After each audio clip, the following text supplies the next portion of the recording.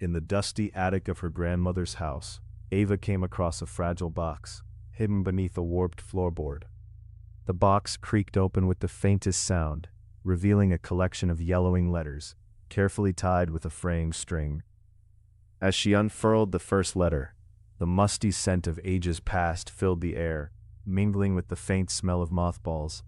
The elegant script explained the peculiar happenings in the old chapel near town, events that had been whispered about in hushed tones for generations. Ava's fingers trembled as she read about a family curse, one that seemed almost comically ordinary when described on the page. Disappearing items, cold drafts cutting across warm rooms, the odd creaking of furniture at night, but with every line, a sense of familiarity washed over her. She closed her eyes, letting the words seep into her consciousness like poison. She had experienced those same things in her own home, the way shadows lingered too long in corners, the unsettling chill that brushed against her skin during moments of silence. As she sifted through the letters, each one more frantic than the last, the temperature in the attic began to drop. A low whisper echoed, barely audible, as if the walls themselves were relaying the family's history to her. The relentless creaking of the old wooden beams grew louder, as if they were a language of their own, woven together with despair. Ava's breath turned visible in the sharp air, and for the briefest moment the shadows stretched toward her, coiling like serpents among the dust motes. She turned over another letter, the ink splotched in places, resembling the frantic scrawls of someone losing their grip on reality. One passage sent a chill spiraling down her spine. It watches you through the mirror, waiting for the right moment. She shivered and glanced at the old, cracked mirror hanging on the wall. It reflected only darkness, a stillness that felt like a trap. Then, as though summoned by her fear, the empty rocking chair in the corner began to sway slightly, the slightest creak echoing in the silence. Ava's heart raced.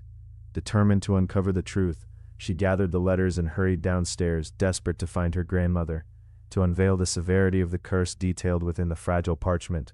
Yet the house felt emptier than before. Streams of sunlight filtered through the dust, illuminating a familiar but unsettling sight. Her grandmother sat in the same rocking chair, her face obscured by shadows. "Ava," her voice was soft, but heavy with something unspoken. "It's not just me. It never was." A nascent dread rose in Ava's throat as she studied her grandmother's face, holding all the weight of their lineage. A haunting, empty gaze that seemed to look past her into something dark and eternal. Everything froze. The air thickened, and a wave of nausea overwhelmed Ava as she stumbled back, her world tipping into chaos.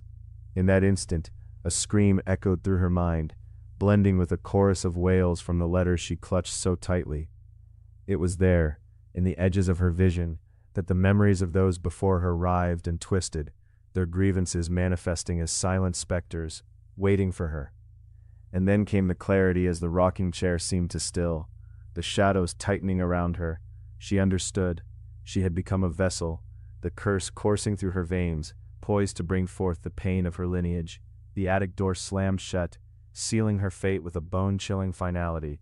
In the lingering silence, all that remained was the sound of paper being torn, and the smooth glide of ink marking fresh letters filled with despair, detailing the inevitable next chapter. Ava's voice joined the echoing cries, a new letter and an old curse, beneath the watchful gaze of family and shadows alike.